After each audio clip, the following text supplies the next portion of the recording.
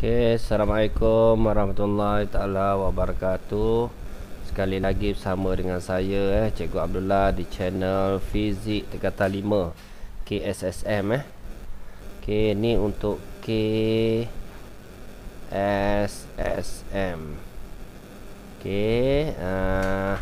Cikgu kenalkan diri cikgu dululah. Nama cikgu Cikgu Abdullah Cikgu Abdullah, option cikgu Fizik. Degree fizik kita tengok bab yang pertama. So pelajar akan belajar daya dan gerakan 2. Kenapa daya dan gerakan 2? Kerana daya dan gerakan 1 pelajar dah belajar sebelum ni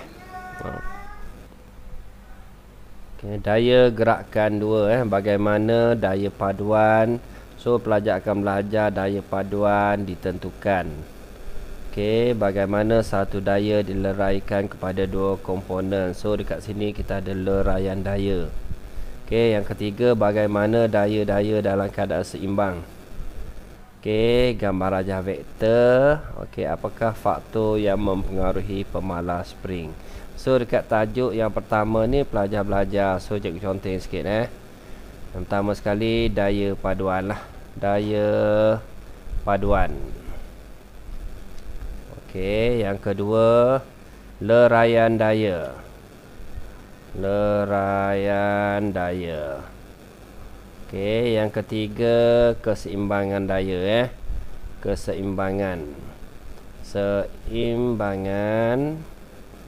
Dan dalam keseimbangan ni gambar rajah vektor Dia ada gambar rajah vektor.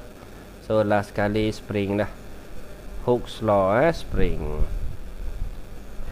Kita tengok unit dia sub unit dia. Apa yang akan anda pelajari. So ada 4 dekat sini So 4. Untuk video cikgu kali ni cikgu hanya akan sentuh satu saja daya paduan. Kita pergi information informasi yang terdapat dalam buku. So yang ni pelajar boleh baca lah. Baca. So kita bincang secara ringkas Jambatan gantung Langkawi Langkawi Skybridge terletak di Gunung Mat Cincang, Pulau Langkawi, Kedah. Jambatan ini merupakan laluan pejalan kaki melengkung yang terpanjang di dunia. Rentang jambatan sepanjang 120 meter digantung menggunakan 8 utas kabel pada satu pylon. Pylon ni menara lah kan. Walaupun pylon dengan ketinggian 81.5 meter dalam keadaan condong dan rentang jambatan ini melengkung. Langkawi Skybridge sentiasa dalam keadaan stabil.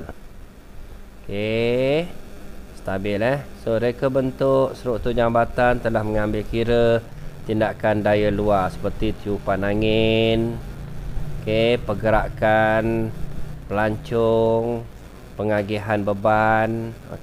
Semua daya yang dikenakan ke atas jambatan haruslah mencapai suatu keseimbangan. Mesti dalam keadaan seimbang bagi menjamin keteguhan struktur jambatan dan keselamatan pengguna. Kita pergi kepentingan bab ini jurutera dan pereka bentuk struktur perlu memahami dan mengaplikasikan konsep asas fizik seperti daya paduan, leraian daya, keseimbangan daya. Semasa mereka bentuk struktur yang unik. Aspek yang penting, aspek-aspek ini penting bagi menjamin keteguhan struktur sebuah bangunan. Seterusnya lensa futuristik lah. Seni bina futuristik arkitektur menggabungkan pengetahuan dan kemahiran dalam bidang fizik. Kejuruteraan, sains bahan, pemikiran kreatif. Untuk menghasilkan satu struktur binaan di luar imajinasi biasa manusia lah. Oleh itu konsep dan prinsip fizik dalam tajuk ini merupakan asas dalam bidang seni bina futuristik. Okey, maksudnya dekat sini secara ringkas reka bentuk. Okey, reka bentuk seni bina futuristik ni memerlukan kemahiran fizik lah. Okey, dan biasanya untuk menjadi seorang jurutera perlu mahir dalam fizik. Tu yang paling penting sekali. Okey, so settle untuk informasi. Kita pergi page yang seterusnya. Okey, kita pergi 1.1 daya paduan. So dekat pada gambar ni ada dua orang peserta. Okey, peserta tarik tali lah. So sekarang ni peserta A dan peserta B masing-masing mengenakan daya lah.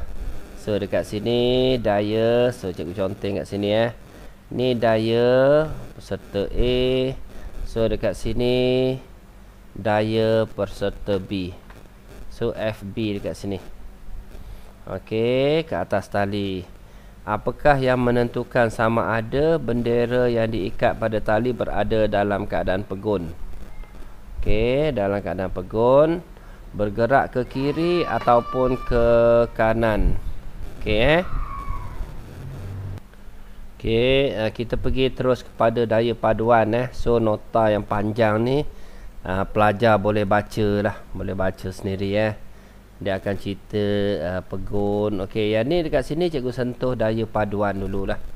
Okey, daya paduan. So cikgu pakai markah merah lah. Okey, daya paduan apa dia? Daya tunggal. Daya paduan adalah daya tunggal. Okey, yang mewakili jumlah secara vektor 2 atau lebih. Okey, lebih daya yang bertindak ke arah suatu objek tu adalah daya paduan. Okey, dengan kata lain daya paduan ni daya tunggal lah. Ataupun istilah fizik dia pakai daya bersih. Daya paduan. Daya paduan. Okey, nama lain dia juga daya bersih lah. Net force. Daya bersih. Okey. So daya paduan ni daya tunggal. Daya tunggal. Okey, kita tengok situasi yang pertama. Okey, situasi yang pertama peserta A tarik. Okey, tarik ke kiri, peserta yang kedua tarik ke kanan. So F1 sama dengan F2. So daya A sama dengan daya B. Jadi daya paduan dia adalah sifar. Ni point dia lah. Okey, contoh daya pertama. Cikgu bagi contoh terus. Katalah peserta A tarik 10 Newton. Okey, ni peserta A dia tarik 10 Newton. So peserta B dia tarik 10 Newton juga. So sekarang ni daya A sama dengan daya B ataupun dengan kata lain daya paduan. Daya paduan senang cikgu terang terus. Daya paduan sama dengan daya A tambah dengan daya B. Cuma dekat sini dia bergerak ke kiri. Kita tahu paksi dia lah. Bila bergerak ke kiri dia mesti negatif. Tu point dia negatif. Bergerak ke kanan dia positif. So sekarang ni negatif 10 tambah dengan 10. So jawapan dia kosong. Jadi daya paduan dia kosong. Atau ni dekat sini ataupun daya bersih dia kosong. Daya bersih kosong. Okey, tu poin yang pertama lah. Okey, daripada gambar tu Okey, kita pergi situasi yang kedua. Okey, untuk situasi yang kedua dia kata daya A lebih kecil daripada daya B. F1A lebih kecil daripada FB. Okey, kalau kita masuk nilai, katalah daya B ni 10 Newton. So daya A ni dia tarik 8 Newton. So dekat sini kita tahu kalau daya tu ke kiri dia mesti negatif. Kalau dia ke kanan dia mesti positif. So daya paduan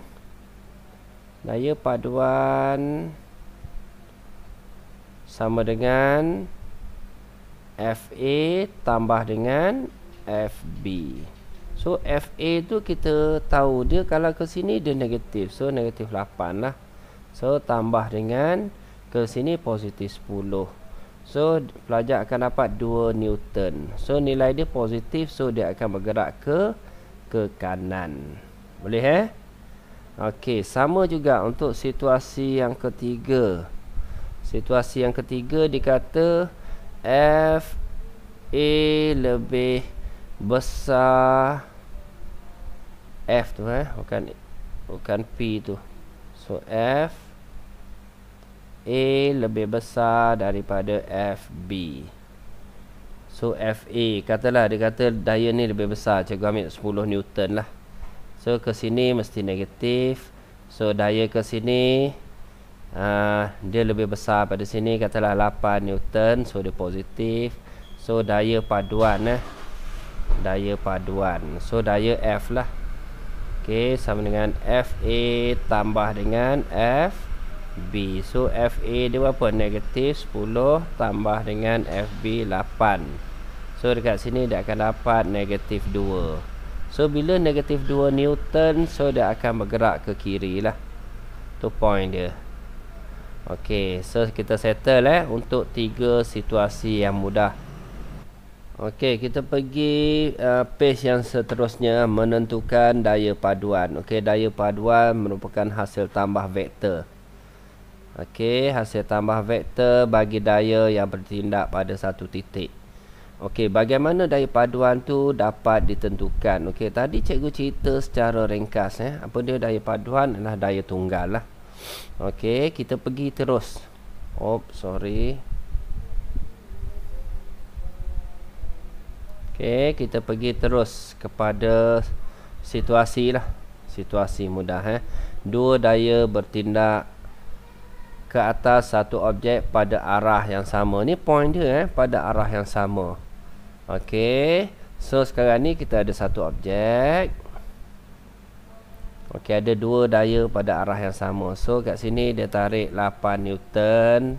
So lagi satu dia tarik dengan 6 Newton. Okey, kenapa ni tiba-tiba, minta maaf teruk sangat cerita dia ni. Okey, cikgu ulang balik cikgu ulang balik. So ni kita ada satu objek. So satu objek. Okey, dia tarik dengan dua daya. So daya pertama 6 Newton. So daya yang kedua ditarik dengan 8 Newton. Okey, dekat sini magnitude hasil ataupun magnitude daya paduan sama dengan hasil tambah dua daya. Mesti tambah dua daya ni mesti ditambah. Okey, arah daya paduan sama dengan arah bagi dua daya. Daya paduan dinyatakan dengan memberikan magnitude dan arah. So dia kena nyatakan magnitude dan arah lah. Okey, andaian daya ke kanan adalah positif. Okey, so ke kanan dua-dua positif So bila kita tambah dia, daya paduan dia F dia adalah 14 Newton. So unit mesti tulis F stand untuk force lah, daya. Okey, seterusnya dia kena nyatakan dia arah dia ke kanan. Adalah ke kanan. Okey, kita tahu daya ni adalah kuantiti vektor lah. Dia ada magnitude dan arah. Okey, kita pergi situasi yang seterusnya, situasi yang kedua. Okey, situasi yang kedua ni arah yang berbeza. Ni cerita dia Kalau cikgu lukis kat sini gambar dia, so dia ada dua daya lah. Daya ke sini 6 Newton. So kita tahu bila ke kanan dia positif. So daya ke kiri 8 Newton. Daya ni mesti negatif. So dia arah daya paduan sama dengan arah daya magnitude yang lebih besar. Okey, kat sini dia kata hasil tambah dua vektor mesti ditambah. Cerita dia mesti ditambah. So F sama dengan F1 ni negatif 8 tambah dengan F2 ni 6 Newton lah. So sekarang ni kita dapat negatif 2 Newton. So mesti nyatakan arah dia ke kiri atau ke kanan. So ke kiri lah sebab dia negatif. Ni situasi yang kedua. Mudah untuk daya paduan ni. Okey, kita pergi page yang seterusnya. Okey, kita sambung. Situasi yang ketiga, dua daya bertindak ke atas satu objek pada arah yang berserenjang antara satu sama lain. So sekarang ni kita ada dua daya dua daya kat sini. So kalau cikgu lukis gambar kat ujung ni kita ada satu kotak lah. Kita andaikan dia satu kotak. So seorang tarik ke sini, ni seorang tarik ke sini 6 Newton. Okey, lepas tu seorang lagi tarik ke sini 8 Newton. Ni cerita dia lah, cerita yang mudah Okey, lepas tu soalan dia nak kita cari daya paduan. Daya paduan ni dua daya menghasilkan satu daya ataupun daya tunggal lah. So daya paduan, cikgu buat warna merah lah. Daya paduan So dekat sini daya paduan dia mesti di tengah-tengah. Okey, so berapa daya paduan kita tahulah. Allahu Akbar. Kenapa ni? Minta maaf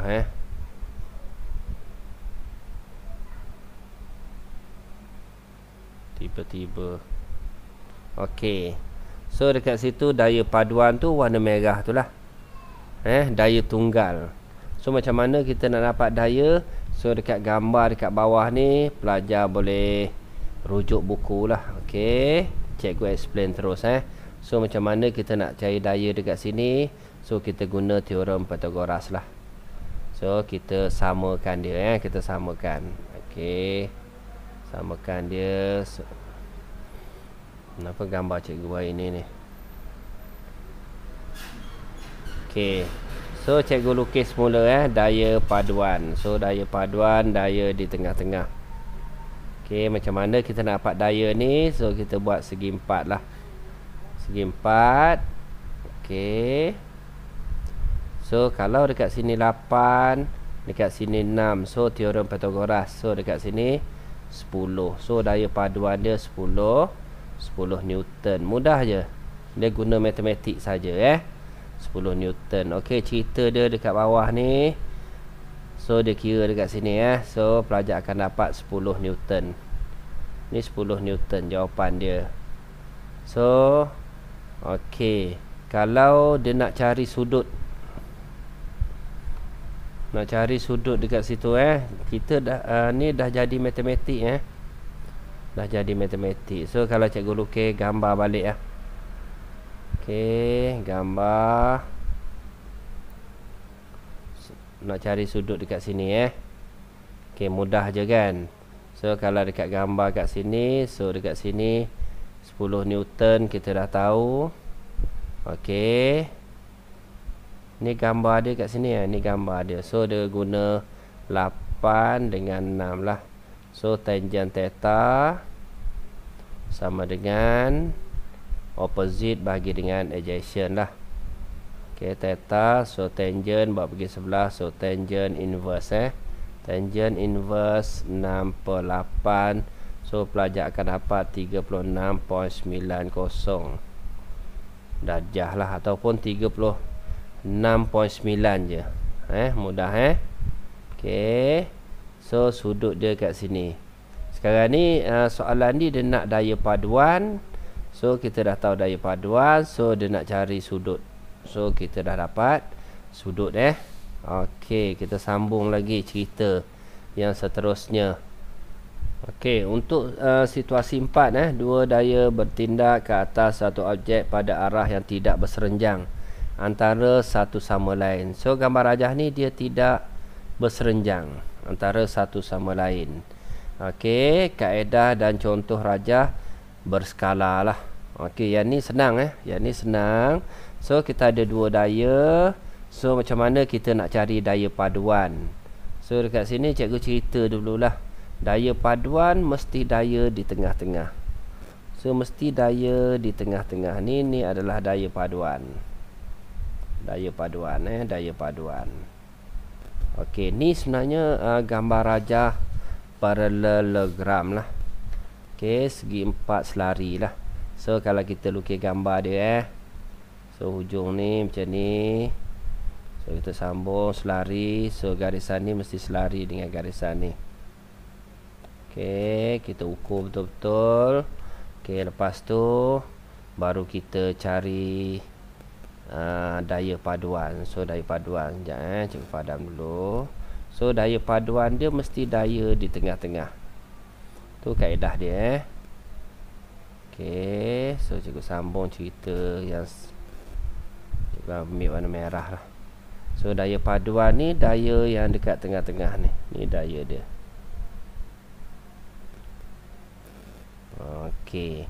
So kita wakilkan lah. Kalau panjang ni katalah 5 cm. Contoh 5 cm kat sini. Contoh dia 6 cm. So kita ukur panjang 6 cm, kita ukur panjang 5 cm. So kita buat garis lari. So garis yang panjang ni kita ukur, ambil baris ukur sini ke sini. Okey, panjang dia berapa? Contoh dia panjang dia 7 lah.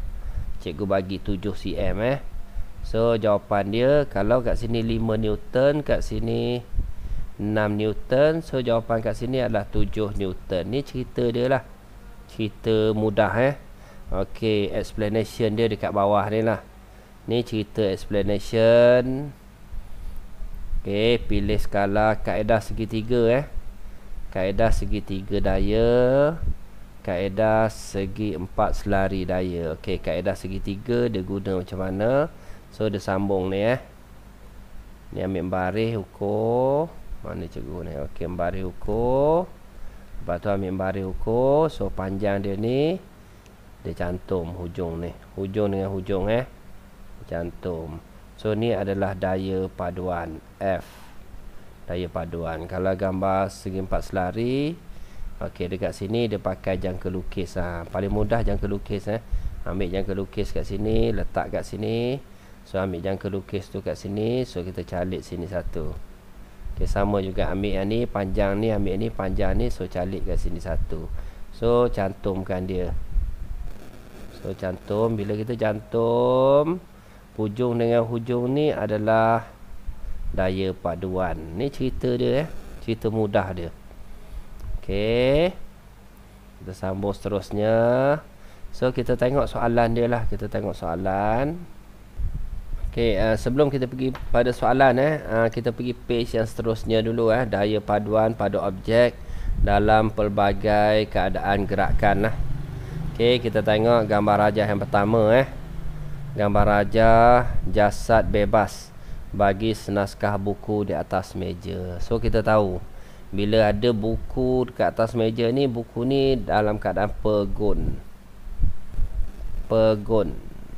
Okey, bila dia pegun, so ada dua daya bertindak ke atas dia. Okey, dekat atas ni daya normal. Kita wakilkan dia R, daya ke bawah seperti biasa, weight berat. Okey So ni gambar rajah yang pertama. Gambar rajah yang kedua, gambar rajah jasad bebas sebuah beg dalam keadaan condong. So dalam keadaan condong So sekarang ni dia mesti daya ke bawah dia kita tahu the weight berat. So dekat sini okey, sekarang ni kita tengok berat. Okey, R daya normal di atas permukaan. So R ni daya normal Daya normal ni berserenjang macam ni lah.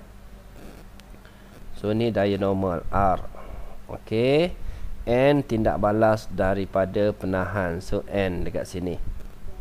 So kalau dia ada keadaan pegun, so maksudnya ada satu daya yang ditarik ke sini lah. Tu cerita dia Okey, so yang atas ni pelajar boleh baca Pelajar boleh baca.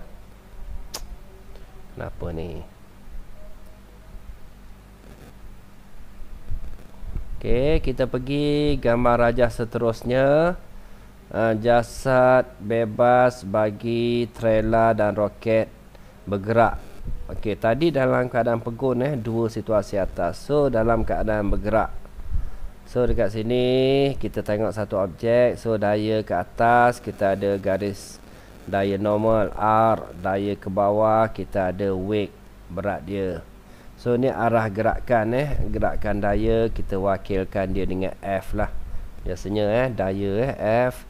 So daya ke belakang ni F kecil lah. Kita guna sebagai geseran. Okey, yang kedua roket lah. Arah gerakan dia bergerak ke atas. Okey, daya tujah ke atas. So dekat bawah ni dia ada friction dia, rintangan dia.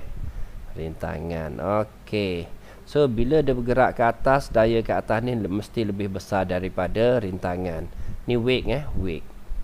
Ni force. Daya ke atas Okey, so settle untuk gambar rajah ni. Kita pergi page yang seterusnya. Okey, untuk page seterusnya, hukum Newton kedua. Hukum Newton kedua Okey, hukum Newton ada 3. Hukum Newton kedua, F sama dengan ma. Hukum Newton pertama, inersia lah, inersia. So pelajar dah belajar masa di tingkatan 4. Okey kita tengok objek yang pegun dulu. Okey, objek dalam keadaan pegun, hal laju dia kosong, pecutan dia kosong, daya paduan dia kosong lah. So pegun ni maksudnya tidak bergerak lah, tidak bergerak. Ni kereta tidak bergerak. Berat kereta sama dengan daya normal ke atas. So dekat sini kita tahu objek tu dalam keadaan pegun lah. Okey, kita sambung untuk yang kedua, objek bergerak dengan hal laju seragam. Okey, apa maksud hal laju seragam? So dia bawa kereta tu, kalau dia bawa 100 je straight. So bila hal laju seragam, pecutan dia kosong, daya paduan dia kosong juga Okey, ni kita akan bincang dalam latihan nantilah. Okey, ni hal laju seragam. Okey, yang ketiga, pecutan seragam. Okey, pecutan seragam pecutan seragam ni hal laju dia bertambah. Okey, hal laju dia bertambah. So dia tekan minyak straight naik pecutan dia A tidak sama dengan kosong. Jadi daya paduan dia adalah, dia ada daya. So kita akan rasa kereta tu bila kita tekan minyak tu, dia makin lama makin laju. So ada daya paduan dekat situ. Okey, daya tujah, daya ke depan lebih besar daya tujah ni daya tujah lebih besar daripada daya seretan ataupun friction friction. Okey, kita pergi situasi yang berikutnya. Okey, kita bincang soalan bincang soalan. Kita tengok contoh yang ada dalam buku teks. So cikgu akan huraikanlah satu-satu yang melibatkan daya paduan, F melibatkan jisim, M pecutan acceleration A. So ada 3 dekat situ Okey, rajah 1 menunjukkan sebiji buah kelapa berjisim 2 kg sedang jatuh dengan pecutan 9 meter second negatif 2. Okey so sekarang ni objek ni, buah kelapa ni jatuh ke bawah lah. Ni kelapa dia jatuh ke bawah dengan pecutan dia 9.0 ms negatif 2. Okey, lakarkan gambar rajah jasad bebas bagi buah kelapa. So daya ke bawah kita tahu dia weight. So daya ke atas kita tahu dia daya normal daya normal ataupun rintangan udara lah, rintangan udara dekat situ. Okey, so settle gambar yang pertama. Okey, gambar yang kedua, hitung daya paduan yang bertindak terhadap kelapa itu. Okey, macam mana kita nak kira daya paduan? Daya paduan ni adalah daya bersih yang bertindak terhadap kelapa. Okey, so kalau kita tengok solution dia dekat sini so daya paduan bertindak terhadap kelapa. So F sama dengan, sekarang ni jisim dah ada 2, pecutan dah ada. So F, so kita kira macam biasa kita kira macam biasa. F sama dengan MA. So pelajar akan dapat 18 Newton. Betul 18 Newton. So A dah ada, jisim dah ada 2 kg. Jisim 2 kg. Okey. So dekat situ 2 kg darab dengan 9, so 18 Newton. Okey, soalan C, nyatakan arah daya paduan tersebut. So arah paduan dia mesti ke bawah lah. Okey, mesti bola kelapa memencut mesti ke bawah Okey, last sekali soalan seterusnya dia tanya berapakah magnitude rintangan yang bertindak ke atas kelapa? Okey, pecutan graviti dia 9.81. Okey, dia bagi pecutan graviti 9.81. Berapa magnitude rintangan udara? Rintangan udara tu yang dekat atas tu Berapa rintangan udara? So jisim dah ada, pecutan graviti dia dah bagi. So daya ke bawah kita tahu weight sama dengan mg. So darab je terus mass 2.0 darab gravity 9.81. So pelajar akan dapat weight 19.62 Newton. Okey, kita tahu daya paduan. Daya paduan, daya ke bawah weight. Okey, daya ke atas R. Okey, sekarang ni buah kelapa tu dia ke bawah. Dia ke bawah buah kelapa tu.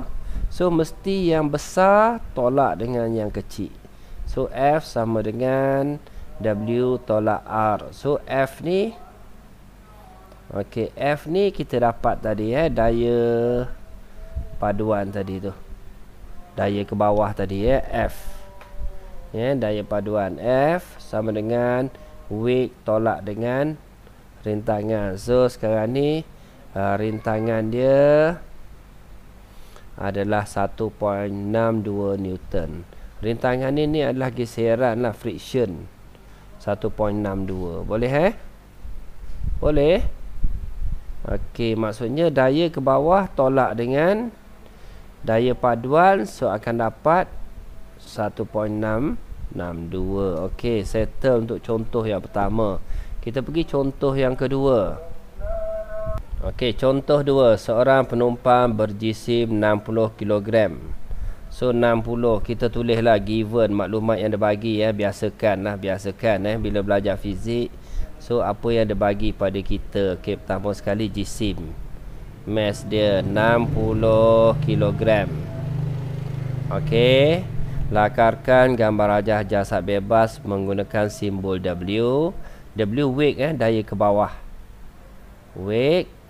Okey, untuk berat penumpang dan simbol R untuk tindak balas normal. So daya ke atas adalah daya normal ke atas Okey, hitung magnitude tindak balas apabila normal R apabila lift keadaan pegun. So lift tu tidak bergerak. So bila lift tidak bergerak, weight sama dengan R. So dia statik kat situ weight sama dengan R. Okey, kalau kita tengok daya paduan dia kosong lah. Okey, ni dia tulis kat sini R sama dengan W Okey, R sama dengan W, kosong. So R sama dengan daya ke bawah ni W mg lah. Okey, daya ke bawah ni weight sama dengan mg. So kita gantikan dekat situ Okey, jadi cikgu terbalikkan, senang nak kira R sama dengan W. So R sama dengan W ni adalah mg. So mass dia berapa? Mass dia 60. Tadi kita dah dapat gravity 9.81. So dia akan dapat daya ke atas 588.6 Newton. Okey, daya ke atas lah, magnitude daya normal bila dia dalam keadaan pegun. Okey, bila dia bergerak ke atas dengan pecutan 1.2. Okey, so dekat sini cikgu padam dulu Okey, kita pergi yang kedua. Lift tu bergerak ke atas. Okey, dengan pecutan. So dia bergerak ke atas, pecutan dia 1.2 ms negatif 2 pecutan Okey, so sekarang ni kita nak cari tindak balas normal R. So formula asal dia, Newton, hukum Newton kedua, F sama dengan MMA. So F tadi kita dapat daripada R tolak dengan W. F ni adalah daya paduan. So R tolak W. Kenapa R tolak W? Sebab lift tu mesti daya ke atas lebih besar. Okey, tolak dengan daya ke bawah lah. Sebab lift tu bergerak ke atas sama dengan MA. Mass dia berapa? 60. A dia berapa? 1.2. Okey. So sekarang ni R dia tolak dengan W. W ni berapa? W ni kita dapat tadi W. Sebab dia kata dia keadaan pegun tadi, R sama dengan W. So R kita dah kira. So R ni adalah W. R tolak dengan W dia 588.6 sama dengan, okey, dekat sini 72. So R sama dengan 72 tambah dengan 588.6. So pelajar akan dapat 660.6 Newton. Okey, yang ketiga. Okey, yang kedua. So yang ketiga, bergerak dengan halaju seragam. So apa maksud halaju seragam? Okey, halaju seragam, pecutan dia kosong lah.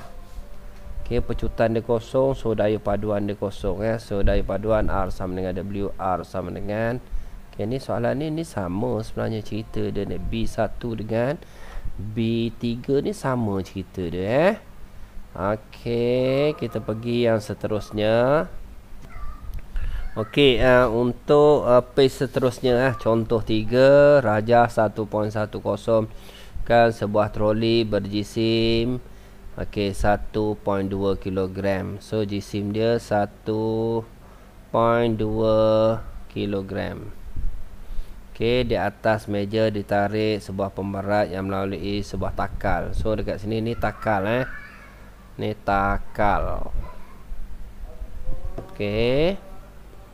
Troli ini bergerak dengan pecutan 4 ms -2 menentang geseran 6 Newton. So dekat sini troli ini bergerak dengan pecutan. So pecutan troli ini dia bergerak, A dia A dia. Okey, 4.0. Apa cikgu punya pen ni sensitif So troli,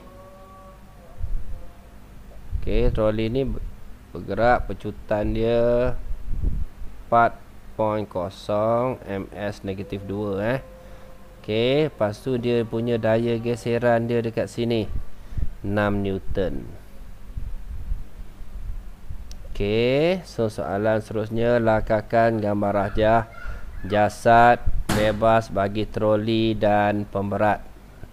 Okey, guna W berat troli, R tindak balas normal, FR geseran, okey, yang menentang troli, T untuk tegangan, benang, dan B berat. Okey, so sekarang ni bila dia lukis gambar kat sini so ni gambar rajah daya lah, simple je gambar rajah daya ni. So daya ke atas, daya normal, daya ke bawah kita ada berat. Ni tegangan tali pecutan tali tu.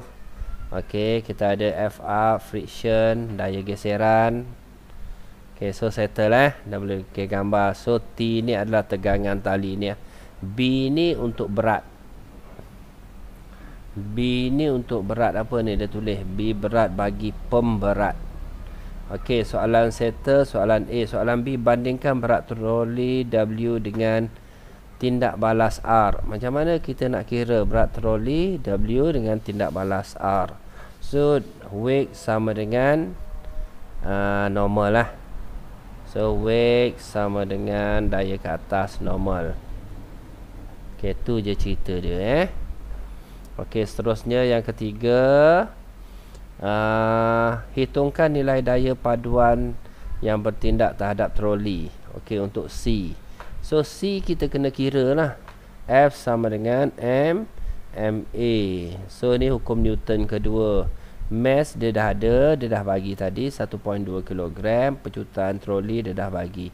So daya paduan dia akan dapat 4.8 Newton. Okey. Sekejap. Kira sini hitung daya paduan daya paduan. Okey, so settle. Seterusnya hitung tegangan benang yang menarik tali itu. Okey, daya paduan tadi kita dah dapat daya paduan. Okey, geseran kita dah dapat. So yang ni sama macam cikgu cerita tadi Bila kita ada satu objek, so daya paduan dia 4.8 Newton. So daya geseran dekat sini 6 Newton. 6 Newton geseran. Okey, F sama dengan tegangan tolak dengan geseran. Daya paduan daya paduan. Okey, sama dengan tegangan tolak dengan geseran, FR. Okey, so settle So bila dia tolak, dia sepatutnya tegangan dia lagi tinggi lah. Lagi tinggi daripada geseran. So baru dia memecut ke sini baru dia memecut. Okey, ataupun tegangan sama dengan F tambah dengan FR. Okey, F dia berapa? 4.8 Newton tambah dengan, so dekat sini Okey, so cikgu padam dululah.